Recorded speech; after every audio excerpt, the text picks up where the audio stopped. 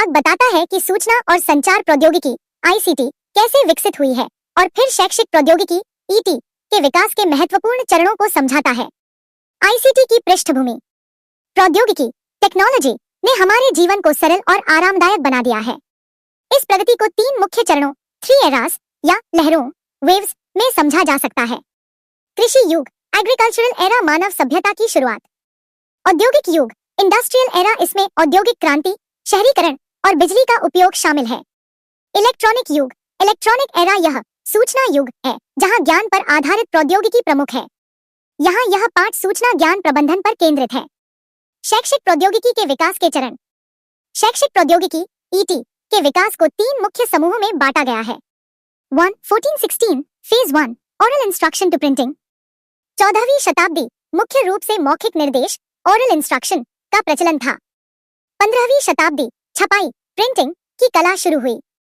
इससे शिक्षा का तरीका बदलना शुरू हुआ। 16वीं शताब्दी पीटर रैमस जैसे विद्वानों ने धर्म और व्याकरण पर केंद्रित मुद्रित पाठ्यपुस्तकें पेश की।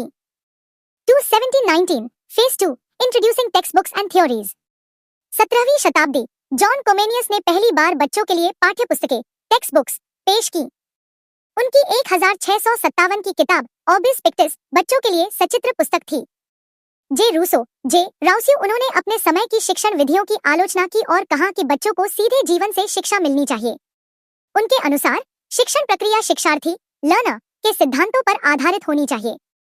पेस्टलोजी, उन्होंने रूसो के सिद्धांतों को व्यवहार में उतारा और अवधारणा परसेप्शन पर आधारित अपनी विधि दी। जॉन डुई, उन्होंने शिक्षा के क्षेत्र में वैज्ञानिक पद्धति को पेश किया। थॉर्नडाइक, उन्होंने व्यवस्थित प्रयोग किए और सीखने के सिद्धांतों को आगे बढ़ाया। 3 विश्व युद्धों के बाद का समय phase 3 testing and programmed learning. यह समूह पहले और दूसरे विश्व युद्ध के बाद का काल है। बिनेट पहले विश्व युद्ध के दौरान परीक्षण आंदोलन टेस्टिंग मूवमेंट को आगे बढ़ाया। सिडनी एल प्रेसी दूसरे विश्व युद्ध के दौरान उन्होंने शिक्षण और सीखने के लिए व्यवहारिक विज्ञान का उपयोग किया और प्रोग्राम्ड लर्निंग के साथ प्रयोग किया। संक्षेप में यह हिस्सा बताता है कि कैसे प्रौद्योगिकी मानव विकास के साथ साथ आगे बढ़ी और कैसे शैक्षिक प्रौद्योगिकी मौखिक निर्देशों से शुरू होकर छपाई, पाठ्य पुस्तकों, सीखने के सिद्धांतों और अंत में प्रोग्राम्ड लर्निंग तक पहुंची।